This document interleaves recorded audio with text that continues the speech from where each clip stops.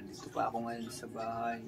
Baka mamaya alas 6, mayang alas 6, magbukas ng umaga, pupunta na ako sa Divisoria. Pag hindi ako tamarin, pag hindi nga ako tamarin, uuwi ako mamaya. Kailangan o kaya mas magandang gawin nun. Shout out pala sa'yo, Tol JC. Tol, paki-comment man kung ano yung sinabi mo sa akin sa chat noon na tungkol sa security. Anong kailangan na requirements para malaman ko ang problema kung makaya ko rin mismo ipasok ako dyan. Kasi alam ko may training pa yan bago makapasok.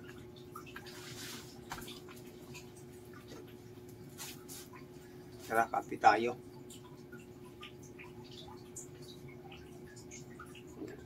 Shout out pala sa inyong dalawa.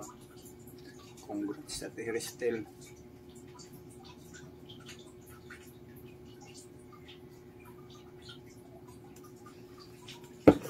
Congratulations po sa inyo. Meron pala kayong binhi.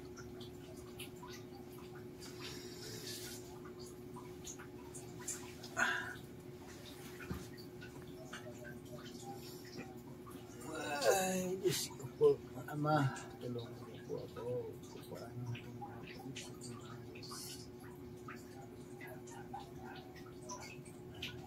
pagbabago sa atin.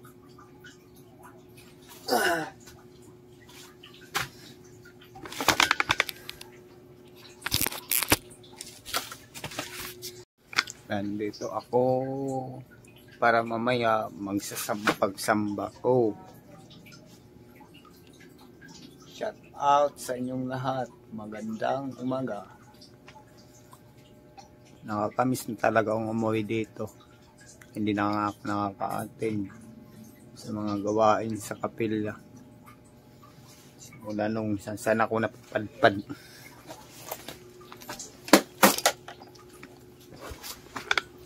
Sa samba ako mamayang alas 8:30. Pupunta na ako doon sa kapilya. Sa ngayon, dito muna ako. Ganito talaga ang dito. Ganito lang talaga ako.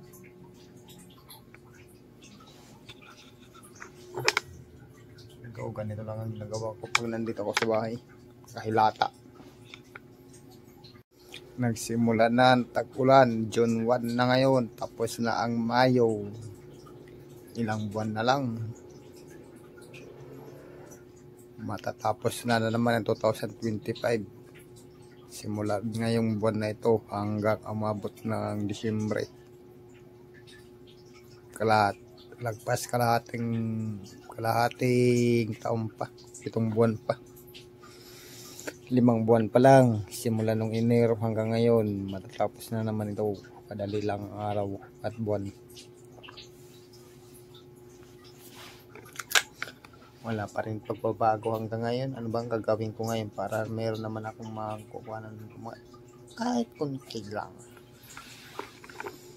Walang magawang maayos, no? Hanggang pangarap lang. Wala naman na hindi naman napupunta. Ay, naku po.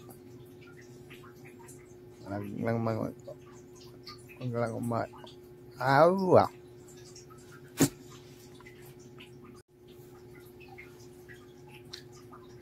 Tol JC. Ito lang. Joke lang po.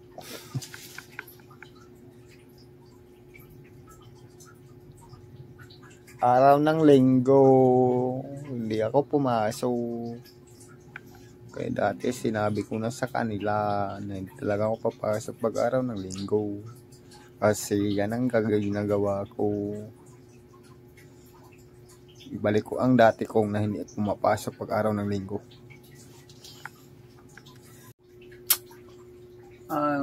Ano kaya mas magandang? Paano kaya gumawa ng alkansya ng TBC, no? Matanong ko lang po, paki-comment lang po kung may alam kayo kung paano gumawa ng PVC na alkansyahan. May plano na sana akong gumawa niyan. Ang problema lang, paano?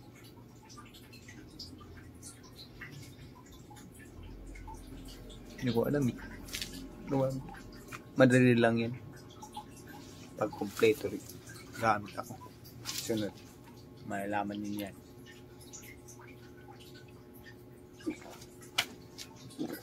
Pag makagawa ko, makita ko sa inyo.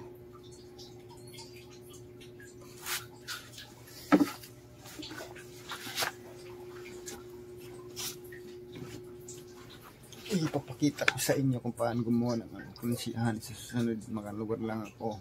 At isa pa, wala naman ako din materialis para din makagawa ako ng ganyung bagay.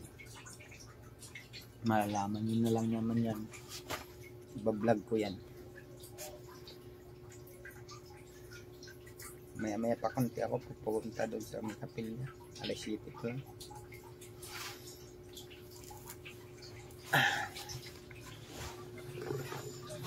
Palagi akong maaga pumupunta doon sa kapilya pag oras ng pagsamba.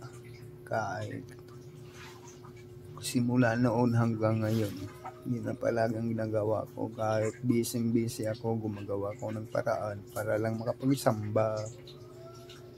Salamat po Ama sa gabay mo sa akin araw-araw.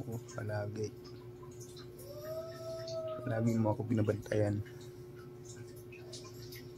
Sana ingatan niyo rin ako. Ingatan niyo rin ang nagkakay sa akin. Salamat po Ama. Ikaw na bahala. Ikaw na po ang bahala sa akin.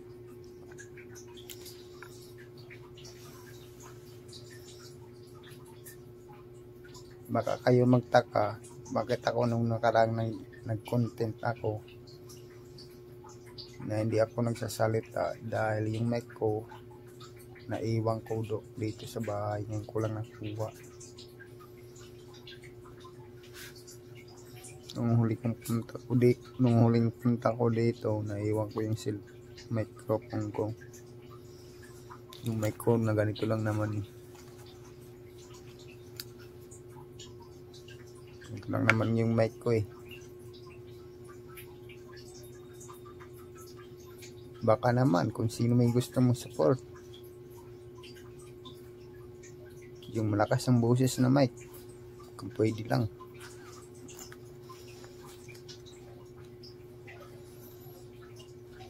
Gusto ko sana pa, kung meron lang, araw-araw sana akong magbo-vlog. Kasi minsan lumalabas yung katarantaduhan namin sa trabaho eh. Biruan, ano lang.